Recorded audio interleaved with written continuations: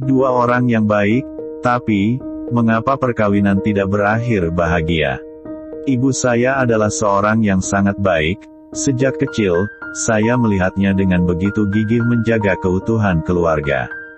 Ia selalu bangun dini hari, memasak bubur yang panas untuk ayah, karena lambung ayah tidak baik, pagi hari hanya bisa makan bubur. Setelah itu, masih harus memasak sepanci nasi untuk anak-anak, karena anak-anak sedang dalam masa pertumbuhan, perlu makan nasi, dengan begitu baru tidak akan lapar seharian di sekolah. Setiap sore, ibu selalu membungkukkan emba dan menyikat panci. Setiap panci di rumah kami bisa dijadikan cermin, tidak ada noda sedikit pun. Menjelang malam, dengan giat ibu membersihkan lantai, mengepel seinci demi seinci, lantai di rumah tampak lebih bersih dibanding sisi tempat tidur orang lain, tiada debu sedikit pun meski berjalan dengan kaki telanjang. Ibu saya adalah seorang wanita yang sangat rajin. Namun, di mata ayahku, ia ibu, bukan pasangan yang baik. Dalam proses pertumbuhan saya, tidak hanya sekali saja ayah selalu menyatakan kesepiannya dalam perkawinan, tidak memahaminya. Ayah saya adalah seorang laki-laki yang bertanggung jawab.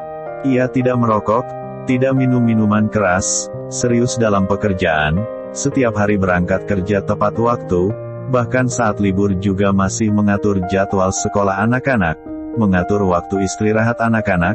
Ia adalah seorang ayah yang penuh tanggung jawab, mendorong anak-anak untuk berprestasi dalam pelajaran.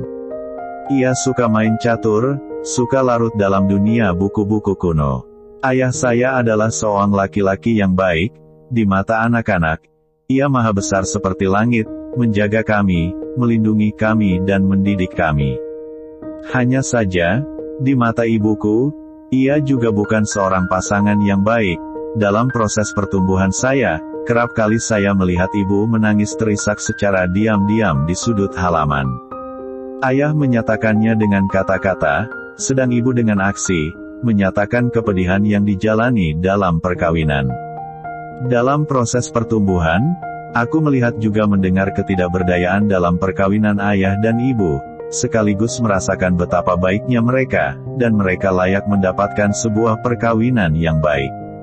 Sayangnya, dalam masa-masa keberadaan ayah di dunia, kehidupan perkawinan mereka lalui dalam kegagalan, sedangkan aku juga tumbuh dalam kebingungan, dan aku bertanya pada diriku sendiri, dua orang yang baik mengapa tidak diiringi dengan perkawinan yang bahagia?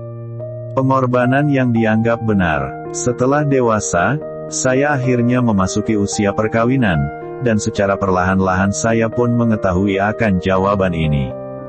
Di masa awal perkawinan, saya juga sama seperti ibu, berusaha menjaga keutuhan keluarga, menyikat panci dan membersihkan lantai, dengan sungguh-sungguh berusaha memelihara perkawinan sendiri. Anehnya, saya tidak merasa bahagia, dan suamiku sendiri, sepertinya juga tidak bahagia.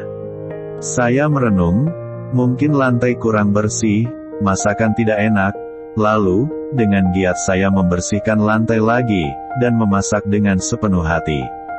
Namun, rasanya, kami berdua tetap saja tidak bahagia. Hingga suatu hari, ketika saya sedang sibuk membersihkan lantai, suami saya berkata, "Istriku, temani aku sejenak mendengar alunan musik." Dengan mimik tidak senang saya berkata, "Apa tidak melihat masih ada separuh lantai lagi yang belum dipel?" Begitu kata-kata ini terlontar, saya pun termenung, kata-kata yang sangat tidak asing di telinga. Dalam perkawinan ayah dan ibu saya, ibu juga kerap berkata begitu sama ayah. Saya sedang mempertunjukkan kembali perkawinan ayah dan ibu, sekaligus mengulang kembali ketidakbahagiaan dalam perkawinan mereka. Ada beberapa kesadaran muncul dalam hati saya. Yang kamu inginkan? Saya hentikan sejenak pekerjaan saya, lalu memandang suamiku, dan teringat akan ayah saya. Ia selalu tidak mendapatkan pasangan yang dia inginkan dalam perkawinannya.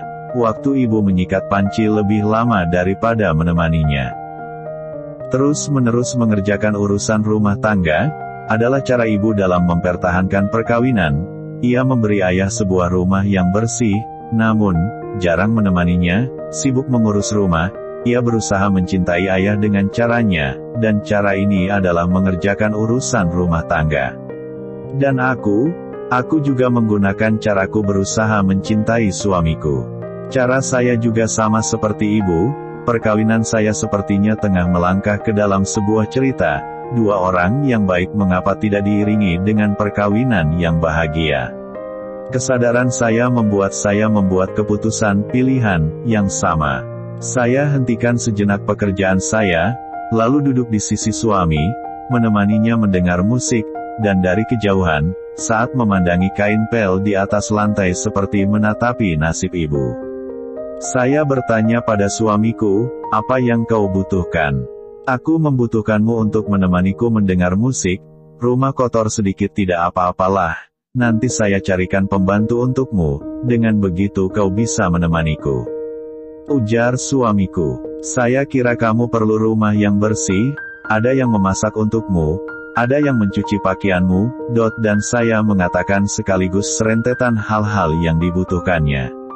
Semua itu tidak pentinglah, ujar suamiku. Yang paling kuharapkan adalah kau bisa lebih sering menemaniku. Ternyata sia-sia semua pekerjaan yang saya lakukan, hasilnya benar-benar membuat saya terkejut. Kami meneruskan menikmati kebutuhan masing-masing, dan baru saya sadari ternyata dia juga telah banyak melakukan pekerjaan yang sia-sia. Kami memiliki cara masing-masing bagaimana mencintai, namun, bukannya cara pihak kedua. Jalan kebahagiaan. Sejak itu, saya menderetkan sebuah daftar kebutuhan suami, dan meletakkannya di atas meja buku. Begitu juga dengan suamiku, dia juga menderetkan sebuah daftar kebutuhanku. Puluhan kebutuhan yang panjang lebar dan jelas, seperti misalnya, waktu senggang menemani pihak kedua mendengar musik, saling memeluk kalau sempat, setiap pagi memberi sentuhan selamat jalan bila berangkat. Beberapa hal cukup mudah dilaksanakan, tapi ada juga yang cukup sulit, misalnya dengarkan aku, jangan memberi komentar. Ini adalah kebutuhan suami. Kalau saya memberinya usul, dia bilang akan merasa dirinya akan tampak seperti orang bodoh. Menurutku, ini benar-benar masalah gengsi laki-laki. Saya juga meniru suami tidak memberikan usul, kecuali dia bertanya pada saya, kalau tidak saya hanya boleh mendengar dengan serius, menurut sampai tuntas, demikian juga ketika salah jalan. Bagi saya ini benar-benar sebuah jalan yang sulit dipelajari, namun, jauh lebih santai daripada mengepel, dan dalam kepuasan kebutuhan kami ini, perkawinan yang kami jalani juga kian hari semakin penuh daya hidup.